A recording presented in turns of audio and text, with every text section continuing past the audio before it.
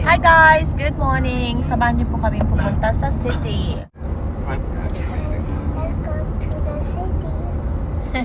Punta kami ng city guys kasi naka-schedule si Oma na magpa-acupuncture. So meron siyang schedule today ng 11:20 at nandun sa my city yung parang clinic nila. Kaya punta kami.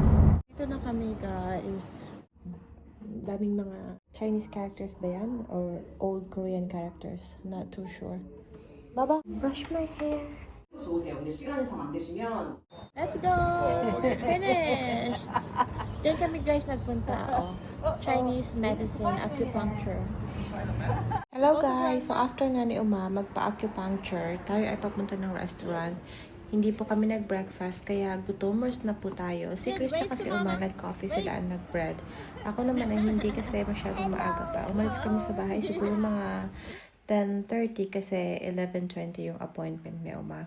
Anyway, malayo-layo yung pinagparkan ni Chris, kaya nilakad lang namin guys yung yung restaurant. But then, we're almost there. So, nandito kami sa Vietnamese restaurant. Ito po yung lagi namin pinupuntahan kapag kami ay napunta ng city.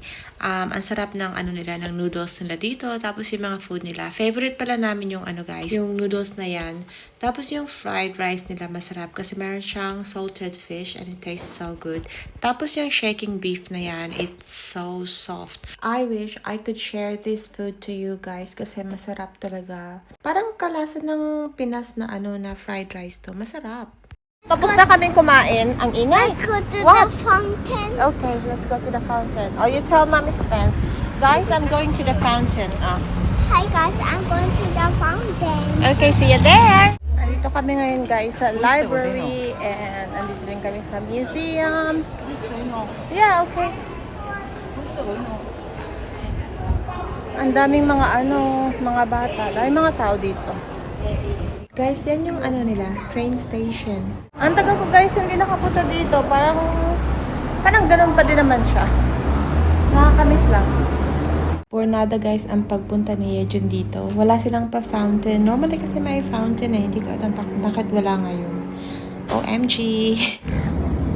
Andun si Yejun tsaka yung tatay niya. Nakikipaglaro sa mga ibon. Lots of birds in here. Look at the H&M guys. Oh, ang laki. Big.